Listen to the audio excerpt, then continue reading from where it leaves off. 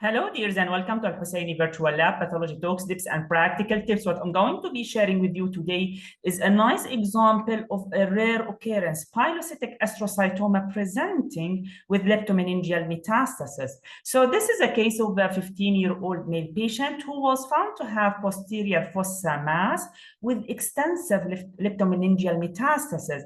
And the differential diagnosis radiologically was ranging between ependymoma versus medulloblastoma, because usually these are the types of posterior fossa tumors that show metastasis at the time of presentation.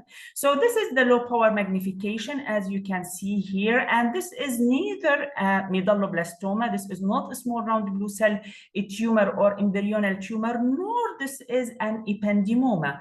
On the contrary, this is a pink tumor showing this myxoidish background. Now, on higher power magnification, we have the proliferation of those glial astrocytic cells alternating with areas of microcystic formation with some myxoidish background. And then here we can see hyalinized vessels. Other areas shows even more extensive myxoidish degeneration in the background and some hyalinization into the vessels. And please note the presence of hyperechromasia. This is degenerative a type of hyperechromasia, degenerative changes. Here again, another field where we can see the piloid cells, the cells with extensive long hair-like processes extending from the body of the tumor cells. In this example, in both directions, going up and down the processes. And again, you can see easily the pleomorphism and hyperechromasia, which are features of degeneration whenever these are encountered in pilocytic astrocytoma in the posterior fossa. And also please note the myxoidish background. Now, occasional mitotic figures were identified. This will not negate the diagnosis, nor this will result in increase in the grade of the tumor. And then there were scattered eosinophilic granular bodies, not really much in the way of Rosenthal fibers though. Very important subtle clue is the presence of those multinucleated cells, or what we call the pennies on a plate. Just the nuclei are stacking along the cytoplasm of the tumor cell. Again, a feature, another one is seen here, a feature, and a third that is seen here, a feature of degenerative or long-standing process, and again, much myxoidish background.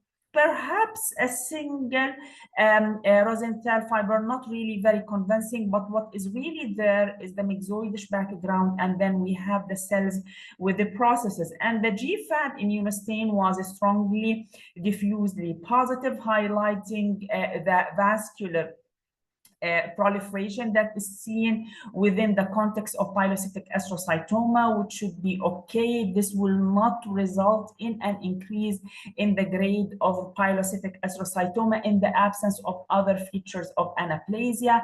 OLEG2 is also positive in the tumor cells. P53 immunohistochemistry showed only scattered faintly or weakly positive tumor cell nuclei, which would be consistent with wild type staining pattern. In neurofilament protein, important because it will in general show that the tumor is circumscribed with no evidence of infiltration.